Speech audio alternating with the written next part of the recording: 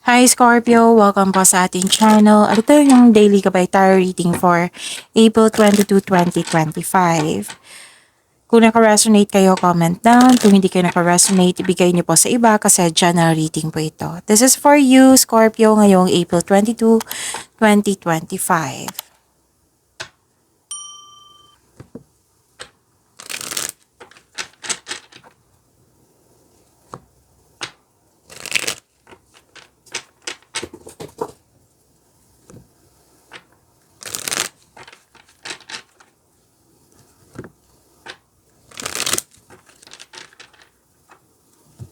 Para po ito sa inyo, Scorpio, ngayong April 22, 2025.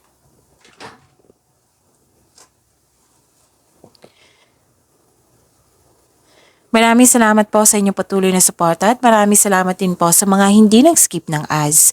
Gamitin ang reading na ito bilang gabay lamang. Sa mga hindi pa nakasubscribe, subscribe na po kayo at click bell notification para malaman nyo na may bago tayong video. Para sa mga gustong magpa-reading po, may lumabas dyan sa screen nyo ngayon. Panoorin nyo po at sundin ang instruction.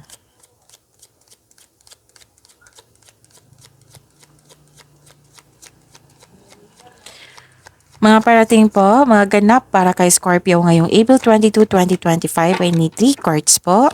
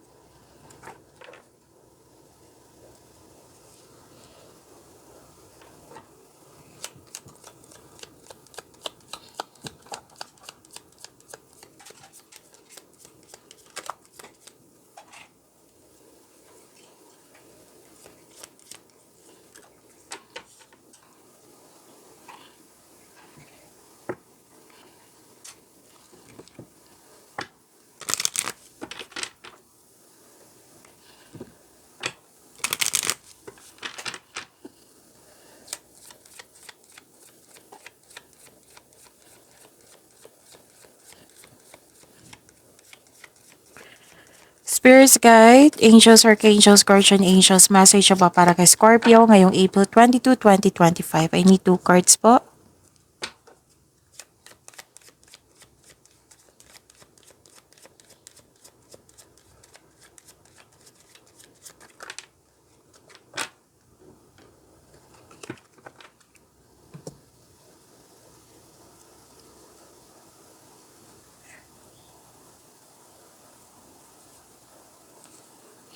Ngayong April 22, 2025 para po kay Scorpio. Pwedeng nag-research kayo ngayon. Pwedeng sa internet, sa book, sa newspaper, para may makuhang any kind of document. Basta may information na may gusto kayong matutunan.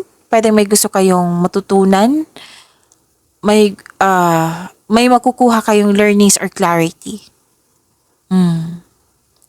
May malalaman din kayong sekreto sa araw na ito. Wow, this is promises. This is commitment. May signing of contract ako nakikita dito. Oo, sa career and money po. Pwede din nag-deal kayo, may promises po, may commitment, long-term agreement, long-term commitment. Basta nag-usap kayong dalawa. Pwede din tungkol ito sa buhay pag-ibig, Scorpio, na may pag-usap tungkol sa marriage contract, pwede din bagong pasok sa relasyon, kakaayos lang na may promises, pwede din may ganap na proposal, engagement, kasal, ikakasal. Basta may proposal ako nakikita dito. At may dalawa yung nakikita ko eh. Pwedeng loss of connection sa isang tao or mahirap kausap. May delay din ako nakikita dito. Pwedeng delay sa hinihintay nyo, delay sa paggawa ng action kasi may hesitation, delay sa paggawa ng desisyon kasi may tutol.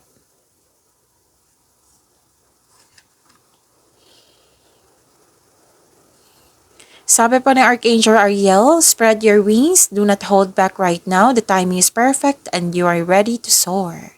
Spread your wings.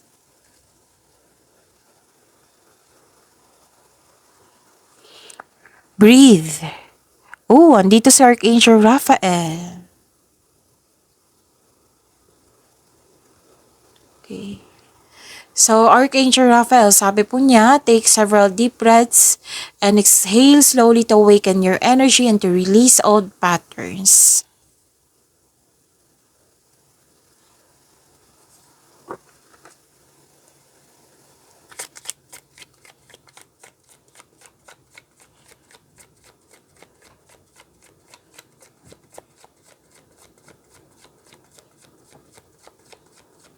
Spirits Guide, energy pa ni Scorpio ngayong April 22, 2025. I need 2 cards po.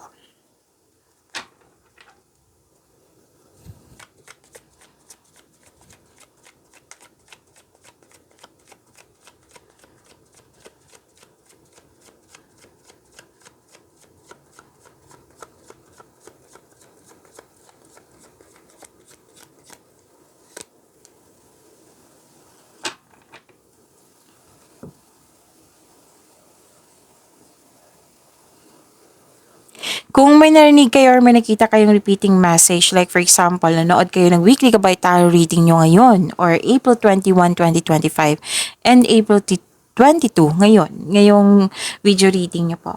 Tapos may napansin kayo na repeating message. So yan po yung pinupush ng cards nyo na kailangan yung bigyan ng atensyon, solusyon at aksyon kung maaari po.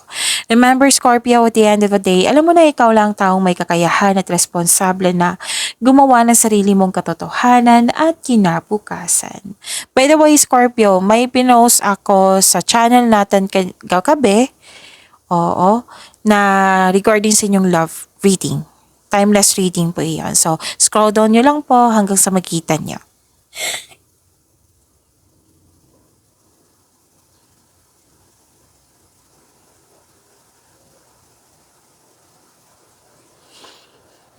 Gusto nyo mapag-isa. Gusto nyo mapag-isa para makapag-relax, makapagpahinga. Kasi may iniisip din kayo. Maraming mga tao na takot mag-isa, baliktad naman sa'yo. Naglaan ka ng oras para ikaw ay makapag-isip ng mag-isa, soul searching, ika nga.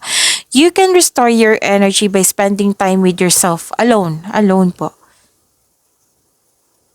Okay? Excuse me? Para pagbalik mo, you will feel your energy restored. So, this card tells you na all life's answers are within you. Naghahanap ka ng sagot sa inyong mga katanungan. So, sabi ng card dito, nasa iyo na po ang sagot sa inyong mga katanungan. Parang perfect time sa inyo yung alone time, me time. So, feel free yourself para makapag-isip ka ng maayos. Pwede din, nag-meditate kayo, nag-long walks kayo ngayon. Oo. Actually, ang ilan sa inyo dito nag-iisip kung paano pa mas mag-level up. Oh, level up sa career ba ito? Sa money, sa personal growth, for your personal development. At may nasunod dito. Nasunod yung gusto mo, ideas, plano, desisyon. Nasunod, walang tutol. Walang nagtutol.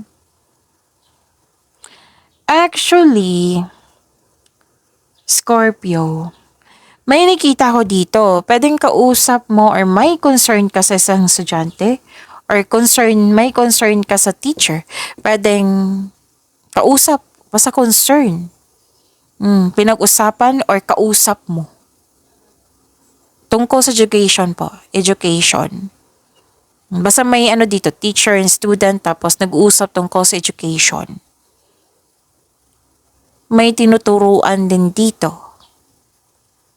Nakatanggap kayo ng divine wisdom. Ang ganda. You're showing your kindness to everyone. May nasunod na tradisyon dito. May nakita ko dito na posible rin na may tradisyon na masusunod. For example, pamamanhikan, kasal, pag-take ng board exam, pag-take ng masteral.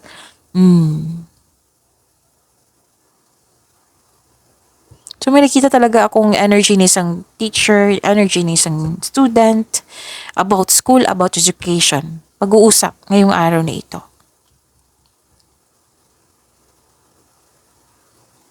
Sabi ng card dito, huwag masyadong mabait kasi may nakita ako ditong inaabuso yung kabaitan mo, Scorpio.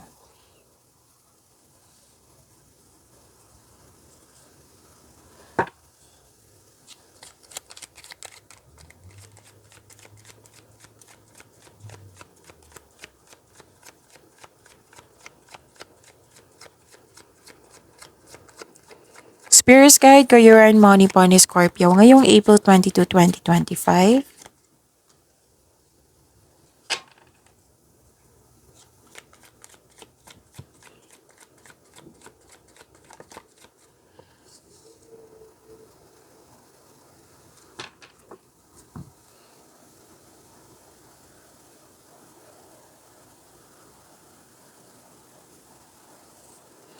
Sa career and money niyo po, may nakita ko ditong emotional stability and empathy. Kung akala nila na si Scorpio hindi concerned, pero concern yan. Oo, nagpuput lang kayo ng boundaries. Mapagmalasakit kayo. Oo. Okay. You are moving into a relationship role sa work. Or nakikita nilang magaling ka na leader. Tapos nakikita ko yung stability sa inyong career and money. Yes, financial stability, nakikita ko dito. Claim nyo po. And stability sa inyong emotion. Guarded din at the same time. Oo, may... natawa ako kasi may sabi dito, hindi naman sa lahat to, pero may nakita talaga ako, narinig ako na, ano ba to, si Scorpio, parang walang pakialam. Oo, pero actually may, ano kayo, si Scorpio kasi is very supportive. So, very supportive yan, may malasakit kayo. It might be hindi lang kayo mahilig sa salita, yung magsabi ng mga magandang salita, kundi pinapakita nyo sa gawa. Guarded kayo. Ayaw nyo lang masaktan. Basta guarded kayo, you put boundaries. Pero, mindful ka. Nag-iisip ka sa kapakanan ng iba. Yun. Sana nakuha mo yung punto ko.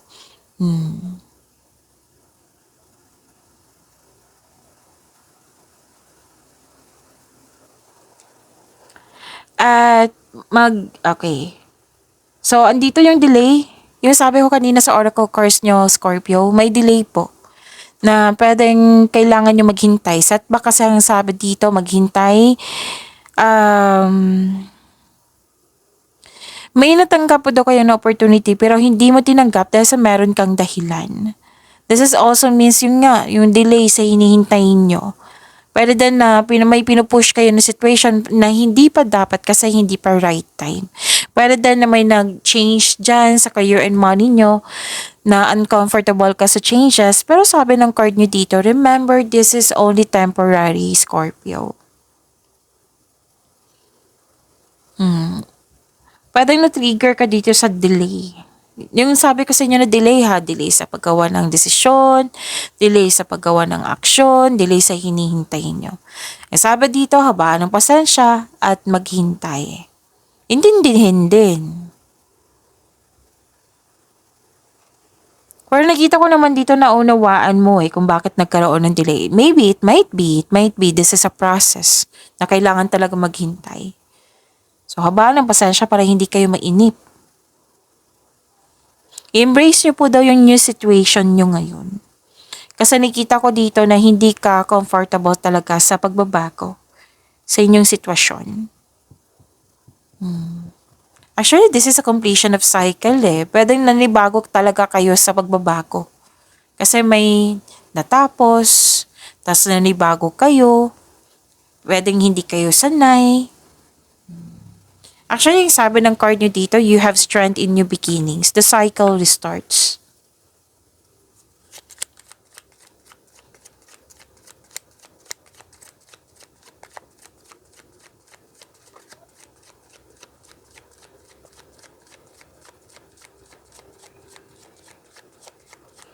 Spirits guide, love life, self-love, partnership, and romance ni Scorpio.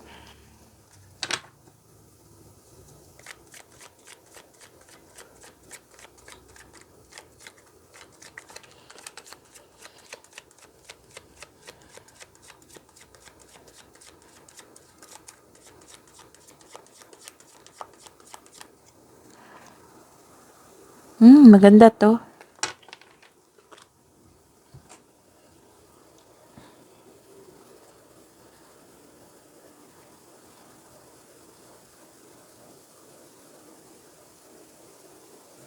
Malalim ang iniisip nyo. Actually, halos kayong lahat. Kung hindi busy, busy, most of you, lahat ng signs, halos lahat kayo. Tapos, ang ilan din malalim ang iniisip.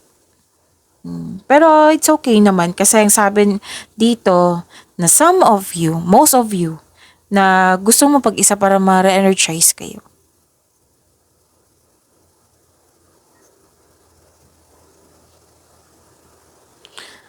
Okay, generosity. Yes, naging generous kayo ngayong araw na ito. May natanggap kayong blessings, tapos hindi kayo nagdalawang isip na mag-share sa ibang tao. Na mag-share ng blessings sa ibang tao. Hindi lang to material na bagay, Scorpio, kundi pwede din ideas. Di ba may pagtuturo dito, may education, may teacher. Pwede din may tinuturuan kayo. Oo, that is a sharing of ideas. That is a sharing of blessings. Kasi ideas, galing yan sa universe eh. So, sinare mo sa kapwa nyo. Pwedeng material na bagay, pwedeng ideas. Makaka-receive kayo ng regalo or tulong. Ang ganda. Pwede din kayo ang nagbigay ng tulong kasi mahilig din kayo magbigay ng tulong. Scorpio. May nagsabi ka nga sa akin ngayon, ginagawa mo yung trabaho ng isang tao. Kasi ayaw mo siyang mahirapan. May nagsabi sa akin ngayon. And, okay. Some of you, ayaw magtanggap ng tulong or regalo. Kasi feeling mo, obligado mo rin magbigay ng tulong. So, may iba kasing tao na mahilig magbigay ng tulong or regalo. Kasi dyan sila masaya. Katulad mo, na mahilig magbigay ng tulong, Scorpio. So, give back kung kaya mo, may sobra ka. Kung magiging komportable ka sa pagtanggap ng tulong na ito or regalo, mas maraming kasaganaan ang dadaloy sa iyong buhay. Kasi sharing blessings sa positive energy. Kasi kung tatanggapin mo ito, that is a positive energy. Magkakaroon ng positive energy flow sa inyong energy. Tapos mas hahatak kayo ng blessings. Kasi nga, we can attract blessings kung may positive energy tayo.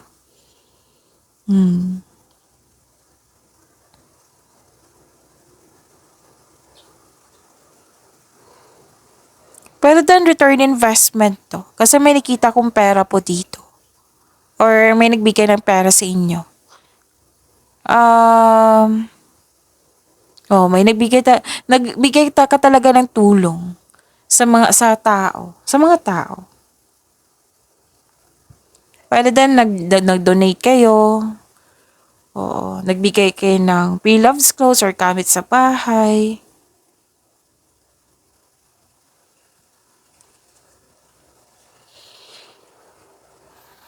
Okay. So, may sa mga single pa, may parating na romantic partner na papasok sa inyong buhay ngayon or nasa harap nyo na?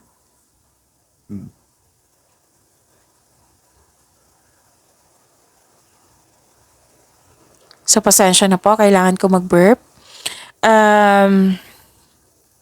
Excited ka dito, may ganap dyan na excited kayo.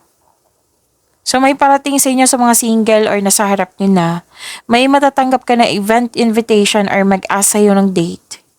May ilan sa inyo mamimit mo yung partner mo via travel.